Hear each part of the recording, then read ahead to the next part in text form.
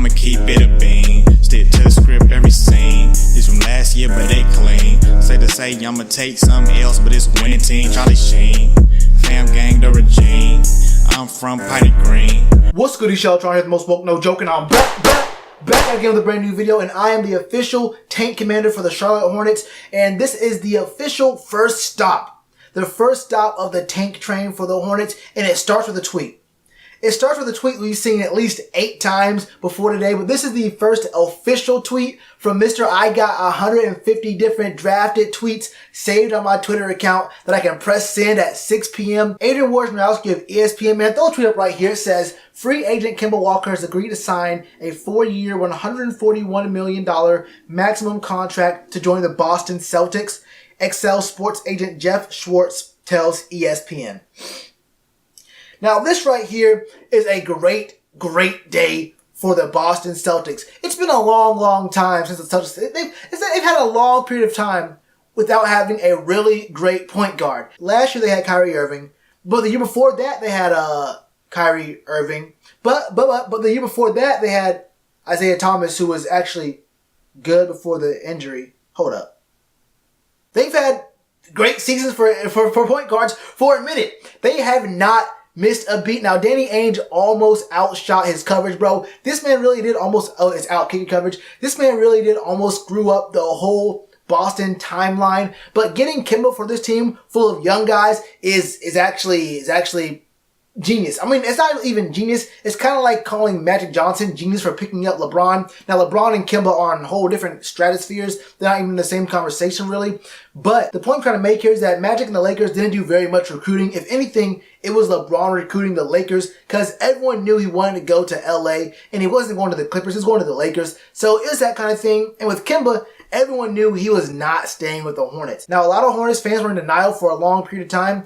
And there's some people in the comments of my videos doing these Hornets videos who every single video I did, and I won't point him out, although the guy who has been commenting all those wild and very misguided comments actually changed his profile name I think it was just today when the news dropped. But I don't get to all of that. There's a lot of fans of the Hornets who are in denial about whether or not Kemba was going to be leaving. And I think everyone came around when the news came out a couple days ago that the Charlotte Hornets only offered this man, Kemba Walker, a 5-year, $160 million deal. And that right there isn't even the biggest issue, although it kind of could be, depending on how you look at it. But a lot of questions arise here. One, if you knew you weren't going to give Kemba an actual deal, why not trade him last year? Why not trade him 2 years ago when there's a lot of trade rumors going on about maybe Kemba could be in a package? We just signed Nick Batum to a max deal for some odd reason. Now, I have seen people talk about, okay, well, the team didn't know. No one expected Kemba to be,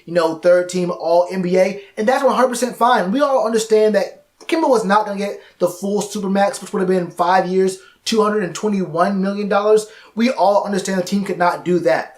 But what I'm saying is the team didn't even offer him the max, which is $190. In fact, the team offered him $30 million less than the max. And then it was reported later on that day that Kemba would have signed for 5 years, $175 million, which is a $15 million difference in those two deals that he was offered. But when you think about it, you think, okay, $15 million, you really can't spend all that. Yeah, that's kind of a hard bargain right there. I mean, you could, maybe not. But when you think about it like this, $15 million spread out over 5 years is $3 million a year. So you're telling me that Michael Jeffrey Jordan, Mr. Push Off and Shot on the... He couldn't afford $3 million more a year to keep Kemba Walker? You have two choices if you're the Hornets. It's either be mediocre, but have a reason for fans to actually buy tickets, or be horrible and have no reason at all for any fans to buy any tickets. Look, I like the guys on our team, man. Probably getting Terry Rozier, although that announcement tweet was deleted like very soon after it was posted, so we're not really sure if we're getting Terry Rozier.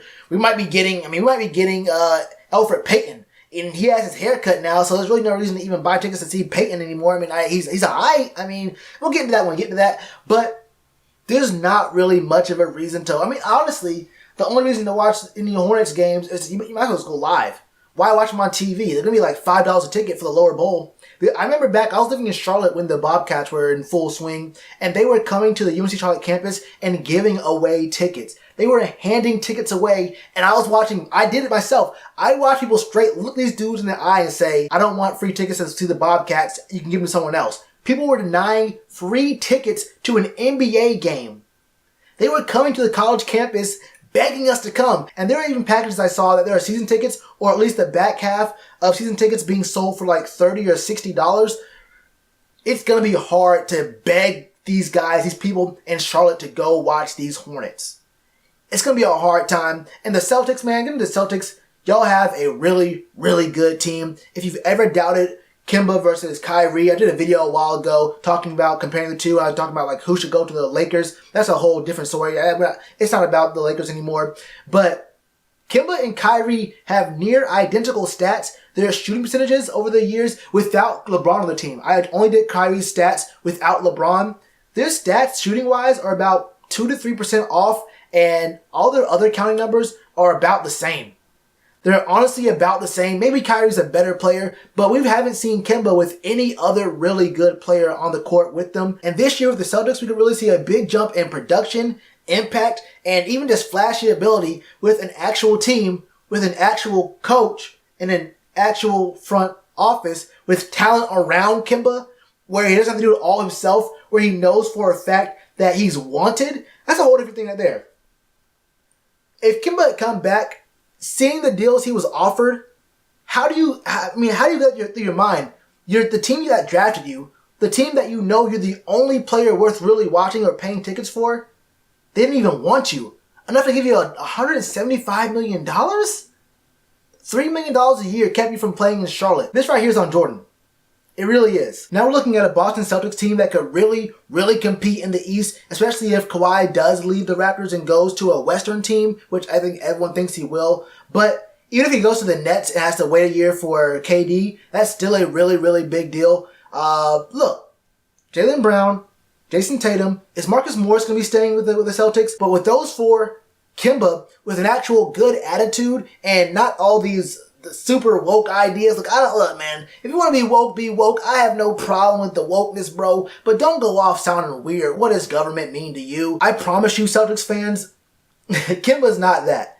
Kemba's not that. Now, Kemba might come out of a shell a little bit more because he was kind of low-key in a low-key locale. You may see him get a little bit more exciting in an actual location like Boston. But I can guarantee you it won't be the headache that Kyrie was. You guys really lucked up with getting the very next thing. If they aren't equal, then you're getting the very next, like the smallest of a millimeter underneath Kyrie's game. And honestly, you'll see a lot better production because the guys around him will play a lot better too. This Celtics team is going to be a really, really good squad this upcoming year. And every Celtics fan in existence needs to thank Michael Jordan. If you're a Celtics fan watching this video, say thank you, Michael Jordan. Comment right now in the comment box. Thank you, Michael Jordan, for being the Michael Jordan of bad owners. That was coined by Max Kellerman, but when I thought about it, he's 100% right. You know, people call people like the Michael Jordan of whatever, like Bill Gates is the Michael Jordan of the tech world, and Jeff Bezos is the Michael Jordan of the business and making money world.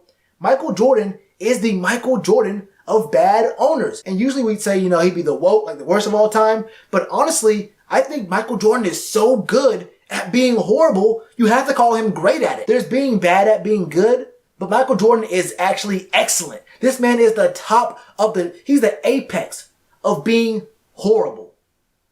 He has to win that award. He has to win that award, that very, very unique distinction. He is the best at being the worst. That's how I feel about it. How y'all feel about it, man? Let me know all your thoughts in the comments below. Hit that subscribe button, hit that bell icon, and you already know to do with that like button. Cheers to you, appreciate the chance. Been told y'all I been the man. Been told y'all I had the gift. Tell a friend to tell a friend. Real ones gonna recommend. Count this as another win.